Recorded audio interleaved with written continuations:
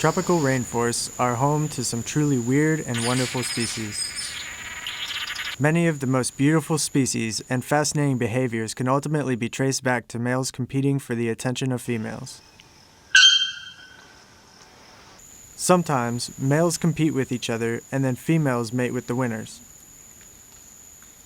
But in other species, males sing and dance to impress females. The females check out their options and mate only with the best performers, leaving many males dancing alone without an audience. In one species living in the mountains of Costa Rica, males strut their stuff for females on and around mossy logs in the forest understory. Males display alone or in cooperation with other males, but typically the display logs are within earshot of other display sites. These groups of display sites are collectively known as leks. Because many males display, but few get to mate, it seems like males should give it their all to attract females. But in Volcan Tenorio National Park in northern Costa Rica, some males just don't really. While their neighbors dance their hearts out, these deadbeat males lounge around giving the occasional advertisement trill call and go off looking for fruit. In a world where the most outlandish behavior wins the ladies, why are there these lazy males that don't seem to be doing anything? Elsie Sjogren, a PhD candidate from Kansas State University, is tackling this question. With the help of some very dedicated assistants, she has been studying white-ruffed manakins at Volcan Tenorio since 2016. They have individually marked hundreds of manakins and watched their displays in person from inside blinds and also using video cameras. This means we know roughly how frequently each male displays and how often females visit each one.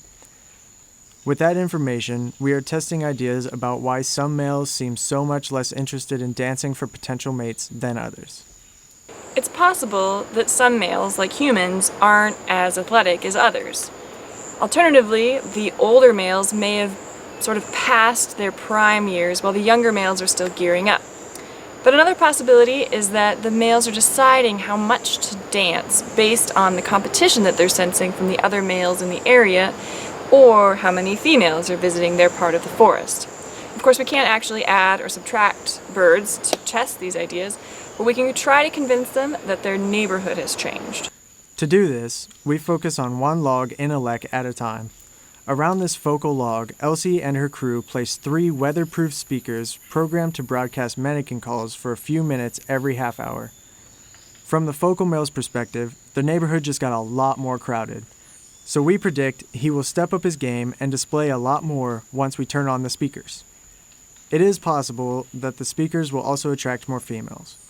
If so, then males may also dance more because of the extra attention from visiting females. Elsie and her crew observed the focal logs before and during the experiments and also filmed the logs when they weren't there. For Elsie and her crew, it turns out that collecting the data wasn't always a walk in the park. Well, it is a park, but the walking wasn't so easy. But that hard work is paying off.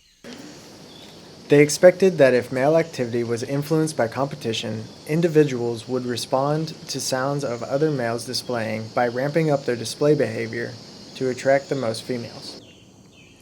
Instead, even though a similar number of females visited the log, males actually spent less time vocalizing when the speakers were playing manakin sounds.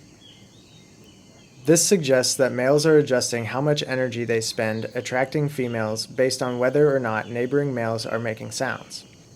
The differences we see between males may still be related to how athletic or old they are, but it doesn't seem to be caused by competition.